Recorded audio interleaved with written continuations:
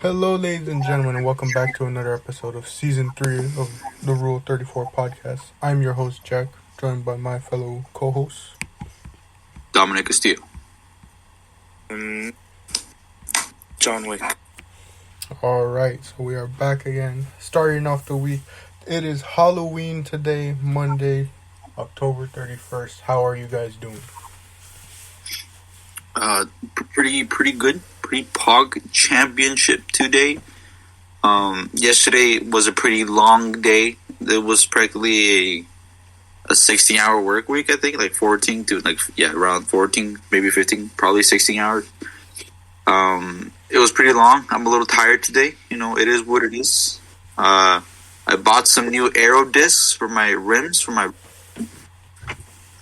see how those look out pretty soon. They should be coming in like next week or so. What else has been going on? Nothing much else. It's pretty slow. But life is so far Gucci flip-flops. And school as well. Grades passing, barely passing.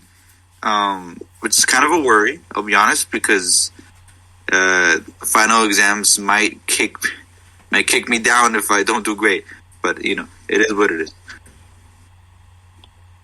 Alright, Don, that's good to hear. How about you, Gio? How have you been? Today's been going very, very well so far. I thought because I don't know, it's kind of like at the place that we work at, it's based on seniority. So the people that have been there longer get the days first and stuff, and all the new people get like 1 day a week. And this week was going to be like the first time it happened to me. But luckily, I got called into work a few minutes ago, like half an hour ago, saying that they had an extra shift for a runner if I was available. You know, I'm after that money. So I said, yeah. And then today's a very fun podcast episode because we're going to hear Dominic cope about how he could survive things, but he can't. Yeah. So yeah, everything's going pretty well. What about you, Jack? What about you, Joseph? I've been doing pretty well. Game 3 of the World Series is today. My Phillies lost Saturday, but they won Friday, so it's 1-1. They're taking it back to Philadelphia. It should be a fun game to watch today, hopefully, and not as terrible as Saturday's game was. But other than that, just been enjoying life. Thursday, I'm going to go watch the One Piece movie with a couple of friends. Poggers. Trying to think of what else is happening in life. Not much, just podcast business as usual, research business as usual. And I guess we'll turn it right over to today's topic. As we brought it up. Oh, do you have something? I want to add something before we continue. Mm-hmm. What time are you leaving? Oh, my bad, my brother came in. I just want to mention that after, 6 games, the Lakers finally got the first W. And all of the top players, they did pretty well. They got Russell with 18 points. He was very happy.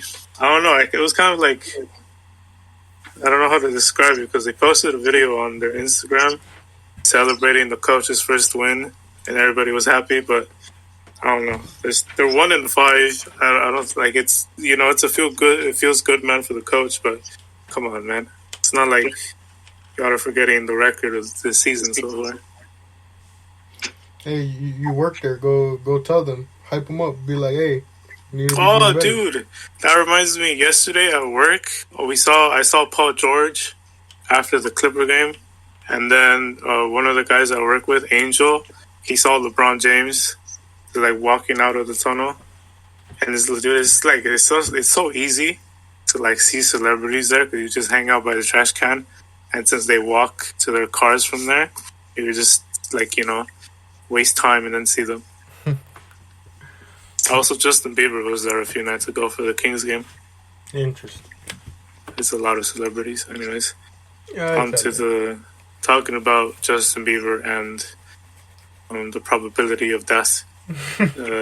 Let's go on to our next topic. Yeah, take it away, Joseph. Our main topic for today's episode, as we brought it up in in one of last week's episode, Gio actually proposed the idea of us compiling a bunch of. At first, it started as horror movies, but then Dom also suggested add some video games in there, just because there's some interesting scenarios that come from video games. So we're looking at horror movies and video games, and basically the scenario is looking at it and deciding, do we think we can survive it? And then I came up with the idea to make this little diagram for us to sort of split them up into. It's split into 4 parts. We have it as all of us survive, one of us dies, 2 of us dies, and the final one being we're just totally screwed in this scenario. So, I will start off right away with probably a very difficult scenario already to start off with. We'll start off with the Saw movies. What do you fellas think? You thinking we survive this?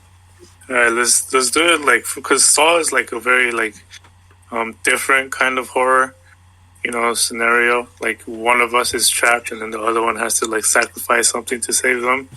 So let's see, like Joseph, if Dominic was trapped in one of Saul's mechanisms, and you were prompted, give up your leg for this dude, would you sacrifice your leg to save Dominic? Which leg is it? And this is a perfect scenario. This is a perfect scenario for me because when I had the surgery, I was technically without one leg. So let's see. It was on your left leg, right? Right. Your right leg. Yeah. All right, let's see. Your right leg gotta go. Let's see. Thinking about that. Not like from the knee down. You have to sacrifice. Let me think. Because honestly, doing stuff without the one leg was pretty difficult, moving around. And then also thinking about the pain you'd go through just to lose that leg. I'm going to say sorry to Dom, but I don't think I can do it. Honestly, the Saw movies are pretty crazy, man. I don't think I could do any of the things they required. Like, no disrespect to the homies, but, I don't think I'm taking an eyeball out to get a key for anyone, I can respect that. What about you, Dom? How many years of friendship was that gone because that's of the like leg? Wait, 3, 4, that's 7, 2, 9 years of friendship. Hey, Dom's just gotta understand, man. Those saw traps aren't to mess with, man. True. And before, and I let me say this right now. Before Dom tries to use the cop out of he'd be able to survive the Saw movies because he's not a bad person or something like that. Remember what we were talking about in the group chat last night about I brought up a scenario of like, imagine if you had a book with everything out of pocket you said in your life and you had to read it aloud and explain all those actions or things you said. I made a joke that Dom would have 20 books worth of content, so don't even try and think about using that cop out. Dude, that's gonna be his challenge. Saul's gonna put him in the, I don't know, like in like the headgear one. Yeah.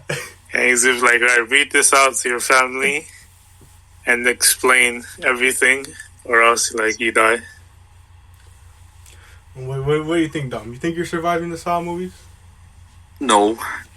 I mean, if we put it into perspective into the movies themselves, the traps, the difficulty of the traps can be different based upon the person themselves. So I'm not sure if you remember some of the traps but some of them were impossible right off the bat.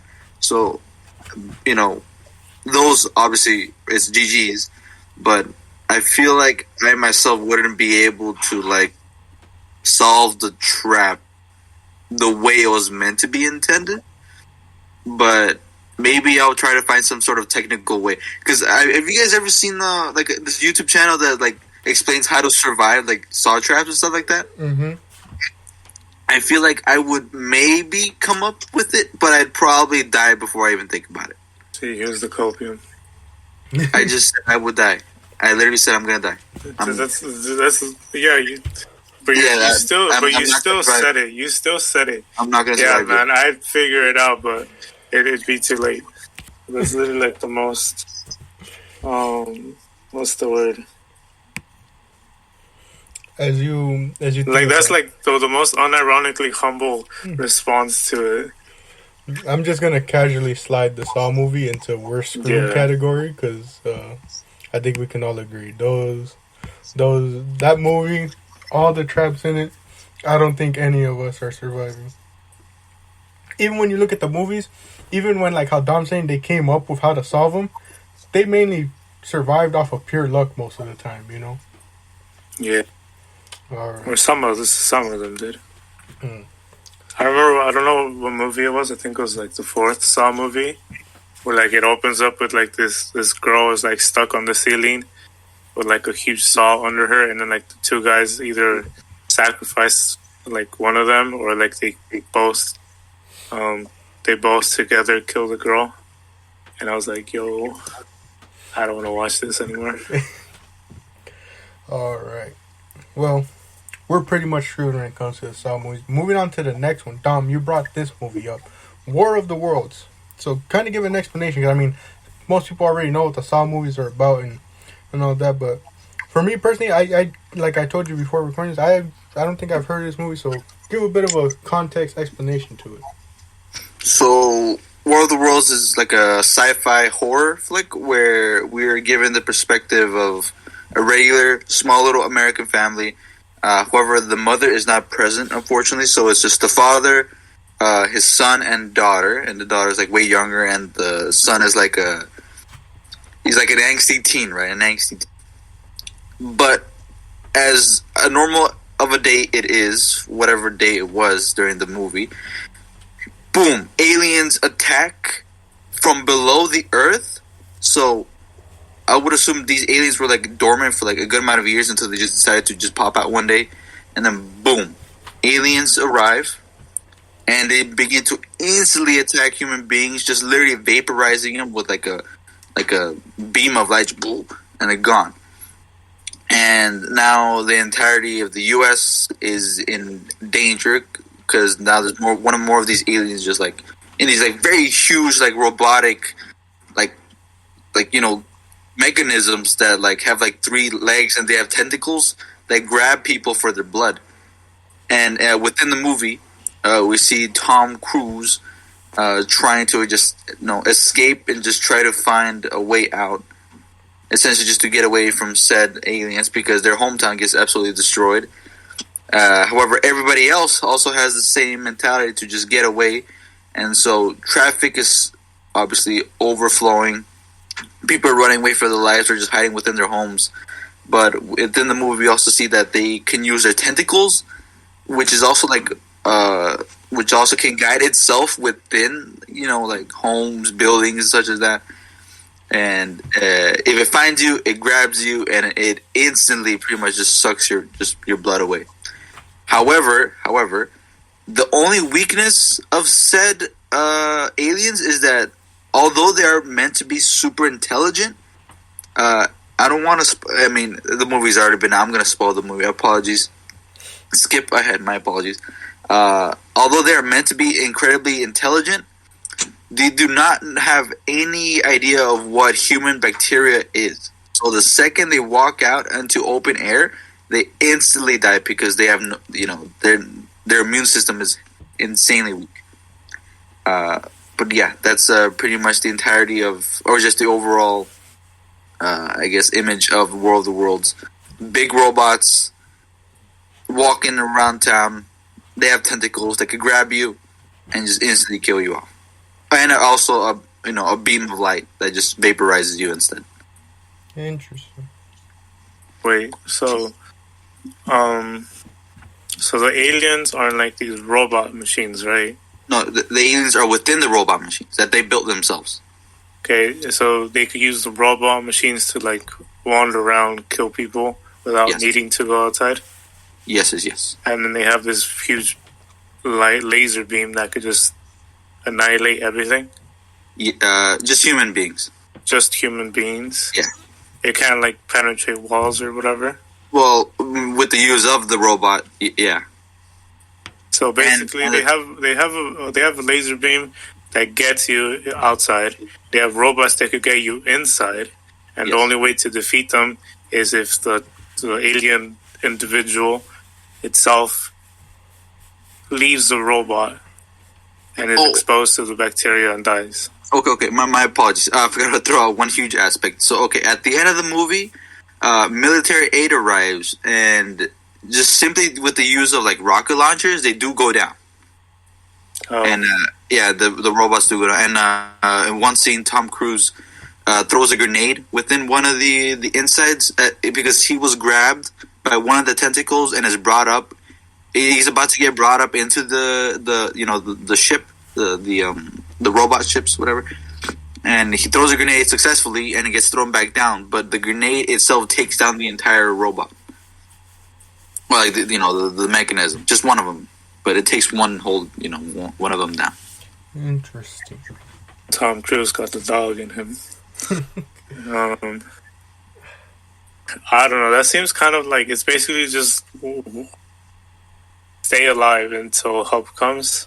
I want to go ahead. I was gonna say I feel like I want to put it somewhere between. Like, I actually don't know because like this is a tough one. Because like I feel like one of us or two of us die. Like somewhere between those two. Yeah, that's what I was thinking too. Like right here in the middle. Like I can't fully decide, but like it's one of those things that I feel like we could. But someone's bound to make a mistake because this feels similar to two movies down the line that we're gonna talk about, where this probably requires a lot of like stealth, to survive. Yeah, and we're definitely not Tom Cruise, so we're not gonna have that grenade with us. So. Yeah, what regular city or what? Never mind. I forgot the country we live in. Never mind. I was about to say what regular citizen just has grenades on him, and then I remembered what country we live in. All right, we're in America. Never mind. Yeah, I don't know. We all agree. One or two of us die somewhere in between that area. We're not totally screwed, but we're not walking out unscathed. Yeah, there's a possibility that one of us or two of us dies. Yeah. All right. Moving on to the next one, we reach our first video game, Outlast. Dom, give people an explanation on Outlast. It was a very popular game back in, I would say, the 2010s, right? Especially amongst YouTubers. But he was doing a gameplay playthrough of it. Yeah. So give a short little explanation, Dom. So you play as a journalist. You essentially have the role to take notes and to get in the truth about an insane asylum. You walk in and you figure out that a lot of the patients there have been tortured, abused, and every other horrible mental aspect and physical aspect of them has been basically just reduced down to nothing. And you being the journalist, you also have a camcorder, and you're meant to record everything and anything you see that's very interesting, that's meant to be, shown to the public. And you keep walking down and stuff like that, and it might seem as you're just taking down notes of the place, but no, it gets way worse than that. Let's not forget these are mental asylum patients that have been reduced down to just, I guess, I'm not sure I forgot how to say it, but like insanity, basically, like past insanity because they were already in the mental asylum. Yeah, past insanity. I don't even know what is past insanity, but you figure out to know that they're also out to kill you as well. So you have to run away, find safety, constantly have to look around just to not get like jump scared. But it also gets worse in terms that there's specific enemies who do really bad harm to you. I do not want to get into the specifics, especially with the Whistleblower DLC. I will not get into that. What else happens? That's pretty much the majority of the game. Spoilers at the end, you unfortunately don't survive. I mean, it is what it is. But basically the premise is you're a journalist with a camcorder. You have to get in, get all the footage you can, and then get out. But obviously, you being the journalist, you want to dive in even more deeper to get in all of the content. while there's maniacs trying to murder you with knives and axes and medical instruments, where you're just yourself. That's pretty much the whole premise. So what we think? Sounds easy, right? Honestly, I'd just be scared. Just I just don't understand how anybody can just like walk into a mental asylum just like willy nilly, just enter. Oh, hey guys. Yeah. And just I don't know because you would, if you're regarding of the game and not of what your actual intentions are. I mean, yourself, you would walk in there and then have to continuously keep looking inside, and not just like walk in there, just peek through and just walk out. Yeah. But I don't know. I'd probably get killed because I think like the first couple instances where you meet an enemy of the sorts, I think they have weapons and stuff like that, and they're pretty quick. So I don't think I would be able to outrun them. Not only that, but you also have like obstacles in your way as well, so you would have to constantly hurdle over them or try to get through tight spaces. And I don't think I'm fit for that. Yeah, I'm not built for that. What do you think, Gio? Yeah, I agree, because I don't know, I'm not much for like horror. Well, it really depends on like I'm not for horror games because I hate being in those like super intense situations. Just thinking about me actually being there at night, having to document these crazy lunatics who literally stare at a static screen as entertainment. You got me. You know what I mean? You got me. I'd quit my job, to be honest with you. It's not that important to me. Yeah. But I agree. We're all screwed in that situation. Yeah, we're all screwed. And so we got about 22 minutes left. Seven more movies and games left. So we'll kind of speed run through it. And thankfully the next one's kind of a quick one. We got Halloween up here with Michael Myers. I'm going to be honest. I know we've been kind of talking about it in the sense of like, oh, you're kind of forced to follow through with the plot. Like, let's say if we were put into these movies or games. But if I'm being honest with this one is just the most ridiculous one. I know people are going to be like, what the heck does he mean when I say this? But I think all of us survive simply because after hearing about Michael Myers, why do you not just move out of the city? Move out of this little town that like this instant always occurs come Halloween, Yeah, just literally take a vacation of Florida or something. Yeah. At Halloween. Take a vacation. There's like this 7 foot tall, built like a truck, individual goes around stalking people until he finally kills them with a huge ass knife. I'm not sticking around for that. Like, maybe because it's, I don't know. I have like this. I like Michael Myers. He's like one of my favorite like horror characters, like from the OG days. So like as a fan, I would be like, "Yo, let me look at him in person, and then I'll leave." It's kind of like meeting LeBron for the first time. You gotta see him, and then you gotta go. Oh gosh, that's too funny. What do you think, Dom? What do you think? I don't think I would ever survive in that situation. If you're in the situation where you're like, one-on-one, Oh yeah, one-on-one, no, none of us are surviving.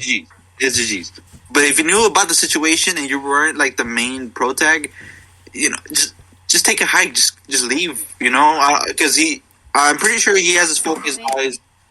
He has to focus his eyes, my bad, on multiple victims and not just one person. So I don't think if I was, just to have the choice, just go, leave, go home, just get out of there.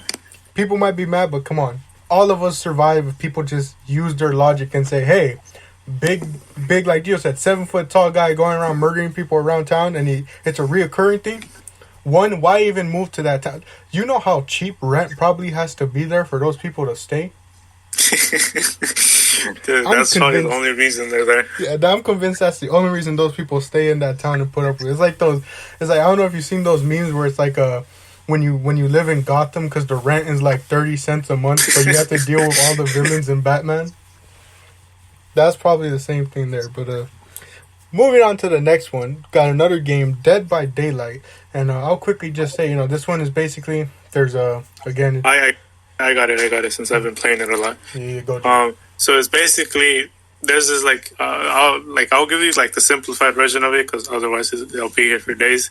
So it's basically there's like these survivors that were like dragged from like their lives and their timelines by this thing called the entity, and then they're like forced to play like I guess this game with 4 survivors who have to turn on 5 generators, but there's like a killer going around, and the killers are there because either because they like killing, they enjoy killing, or they're forced by the entity, and so on and so forth. So basically, one killer against 4 survivors who have to turn on 5 generators to open the gates and to escape. That's basically the point. I mean, should we mention like that you have like perks that like make your life easier and stuff, or should it just be like you by yourself? Well, I feel like if it was just us in certain that scenario, none of us are surviving because first off, none of us are engineers that can fix generators. But if you're looking at it with the perks, I think it's best to look at it with the perks because that's how the game is, Yeah, because there's like med kits too and like flashlights to like help you stun the killer and stuff. So let's see. Have any of you guys like played Dead by Daylight? Yes. Yeah. Okay. So just like based on that experience, do you think you'll survive? I know I'm not surviving. I mess up too many times in that game. No, never, dog. Also, I just kind of want to complain about like the running speed. Like, there's no way people run that slow. I mean, it's like everything is being manipulated by the entity, so that's why they're like forced at that speed. And True. I mean, it's like it makes sense because you're not gonna be like full out sprinting gen to gen, and then not like dying of a heart attack in between because the stress was you like exerting yourself to like the utmost of your physical capabilities. You're not gonna make it. You're literally gonna kill yourself. But yeah, I think I'm surviving it, to be honest, because I know I've been playing this game a lot. I'm surviving it. All right. And if I'm not, I'm going on Twitter and complain about it. All right, we're putting it at 2 of us died. That being Dom and I. All right, let's see, 17 minutes. Yeah, we can get 5 movies out. Oh, whoops, let's not spoil that one right down there. Dom, 28 days later. Explain that one. Okay. So 28 days. 28 days, my bad. Basically, what happens is that animal rights activists, think of it as PETA, right? So they're like, no, don't use chimps, don't use the chimps for testing and such as that. However, these said chimps were known at the time to carry the sort of new infectious virus. They called it the rage virus, which basically made the chimps ooga booga, and go crazy. And these said activists, let's say PETA, because we all hate PETA, they free them.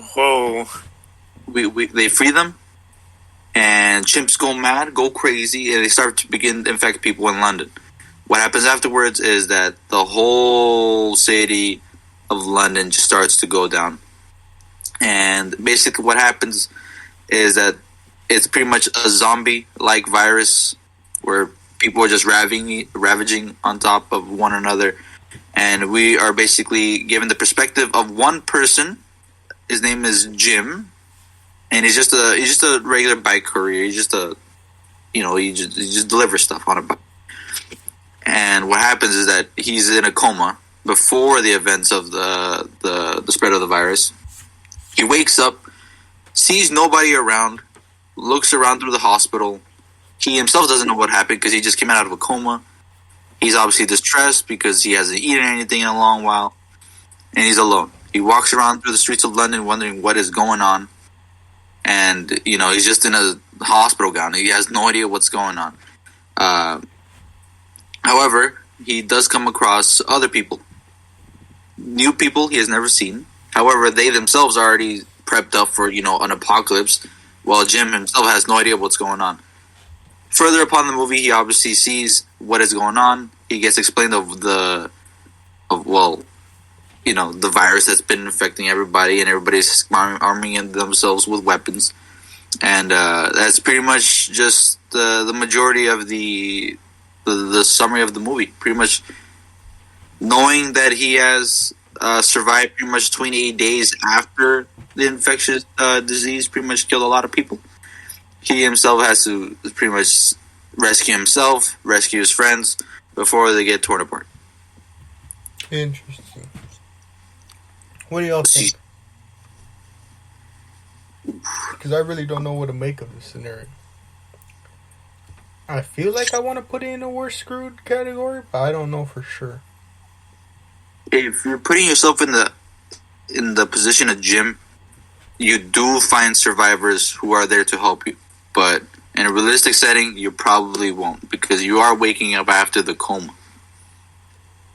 Yeah, so and not I feel only like that, we'd be like way too confused to like properly like think about everything before we like die.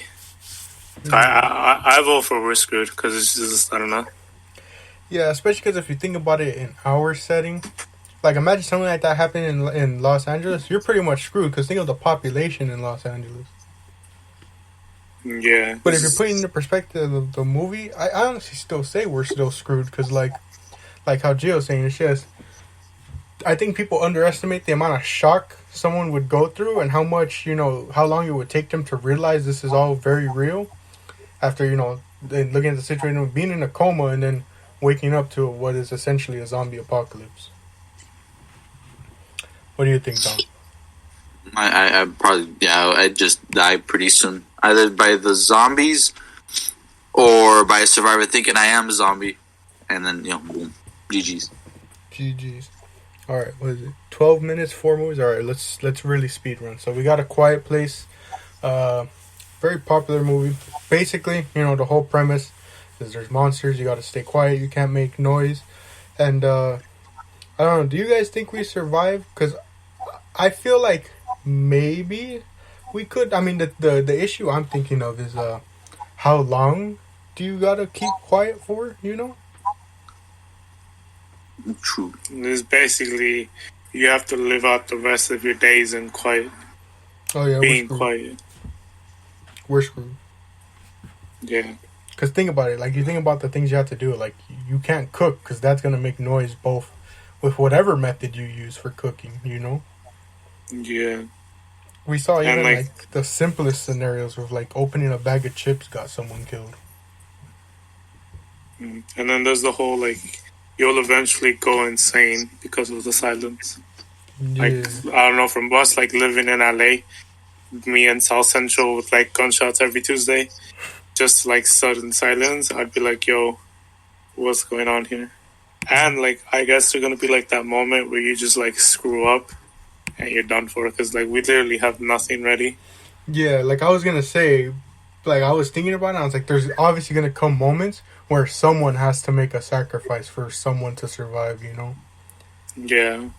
So yeah, I think we're pretty much screwed. Gio, you brought this movie up, Don't Breathe. Kind of give a short explanation real quick. I watched it like the year it came out, so I might not remember all the details.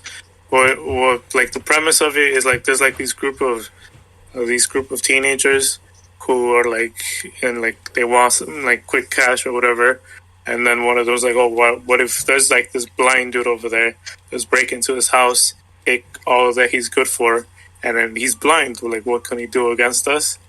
And then they go like, yeah, that's a good idea. I mean, it makes sense. Blind dude, disabled guy. What is he gonna do against people who could actually see? Mm-hmm. It's like they have like the upper leg, but then it turns out that the blind guy is actually like an ex-Marine or something like that. Like he has like combat experience. He's been in the trenches literally, and he has like this like super keen sense of hearing, and like he could hear like a pin drop in Canada if he really wanted to. So they break in, and then once they break in, they realize that it's basically the house is like trapped or like designed. So like in case of this were to happen, the blind guy has access to everything he needs to without an issue, and is basically as soon as they get in, they make like a huge noise. Blind guy comes in, he's like, "Yo, who's in here?" And then they try to fight, but it's against literally a Marine or like like a soldier, and they get their shit kicked in. Oh, my bad. But and then he gets lit up the dude's dead, and then the other two are like, yo, we're screwed. We shouldn't have done this. And then, the movie goes on. So basically the premise is they're trying to find a way out while staying quiet and staying away from the soldier. And they can't even breathe around him because you can hear that. So yeah, you're basically stuck in a house with a soldier who is pretty much OP, and you have to get out before he finds you. Yeah, basically it's Daredevil. Think of it, it's Daredevil. What do you guys think? I think two of us die. Yeah, I think there may be a situation where like one of us distracts to let the other live. So it's like somewhere between two of us die and we're screwed. What do you think, Dom? I feel like, I mean, considering his other senses, obviously aside from sight, are like insanely heightened, and I feel like we would just like make a move that would just make him just instantly aware of our position, and GG's again. I feel like one of us, all three of us, we would like realize what's going on, and then we would come up with a plan to like all three of us attack at the same time. But in doing so, either one of us gets taken out by like accident, like he just catches a bullet or whatever, or he gets stabbed in the wrong place. But yeah, I feel like something's gonna go wrong, and then either one of us or two of us. Because if two of us die, then at that point, all three of us are dead. Because it's just 1v1 against a soldier. None of us is taking it. So yeah, it's like two of us. It's basically if more than one die, we're all screwed. Yeah. All right. Final one before we move on to if you want to say the last sort of wild card one that I have picked, but just to let you guys know before we get to the end, we have about 7 minutes and 30 seconds, so let's try and speed through this. So we got Train to Busan. Basically, what would you say? Zombie apocalypse. What was the rest? Yeah, it's basically zombie apocalypse. Get out of the city to be safe, kind of thing. So yeah, just think about it as Left 4 Dead. Yeah. I think if you're well equipped, maybe. I really don't know what I think about this scenario though. I think one of us. I would put it as between all of us survive or one of us die. That would be like the most realistic, because I feel like based on the movie, like there's a lot of betrayal that goes on, and one of us might start simping for like a girl or something, and then she just like backstabs us, and I don't know, all three of us are like what's the word? Susceptible to simping. You know what I mean? So yeah, all of us survive or one of us die. All right, next. All right. So our wild card, with 6 minutes left, our wild card. What could the final movie video game be that we are going to talk about? It's gonna be something stupid. Oh, dude, come on, man. We have Five Nights at Freddy's. What do you guys think? Obviously, if you don't know the whole scenario or the game that took over essentially the mid 2010s. Five Nights at Freddy's is basically, there's a pizzeria that you're hired to be nighttime security at from 12 to 6 a.m. And when you start working there, you just think, oh, it's a normal security job. But then you learn, oh, these animatronics apparently move around. And because you're here after hours, they don't recognize you as a human. They recognize you as an intruder. And they're basically going to try and kill you. And, yeah. Pretty much, or no, they don't actively think they're killing you, I guess you could say. They think you're an animatronic without its suit on, so they stuff you into a suit, but that suit has all those wires and stuff that will basically kill you, You're basically stuffed into a suit and you die if they catch you. And, I feel like all three of us are smart enough to make the decision. Because it's like, in order to get paid, you have to stay the 6 nights, right? Yeah. Money's not worth that. Like, as soon as I see something move that's not supposed to be moving, I'm saying, never mind, bro. I'll just take my job at the crypto arena again. Yeah. There's no way I'm staying there. Yeah, and Dom, if I remember correctly, after you finish, isn't the paycheck just like $120 or something like that?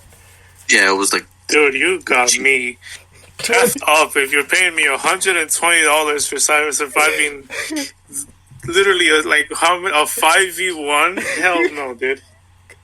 Yeah. Oh my gosh. And, like you think about it, like if you're going to quit at any point, it should be day one when only one of them is moving. You know. And like it should be like right when the moment you see one of them move and then he moves back, just book it out of there. You know. Dude, if they pay me $120 after all of that, I'm suing. Either I'm suing, and if I don't win, then someone's gonna get. I'm gonna pull up. What do you think, Dom? I honestly, I would not survive that. Like, this, however, if we were to stay for the 5 nights, would we be able to like do the doors, do the cameras as if we were playing the game? Y'all think we would be able like to strategize and stuff like that? I think definitely, because you have 3 people watching cams. You can have one at each door ready to close it, but like.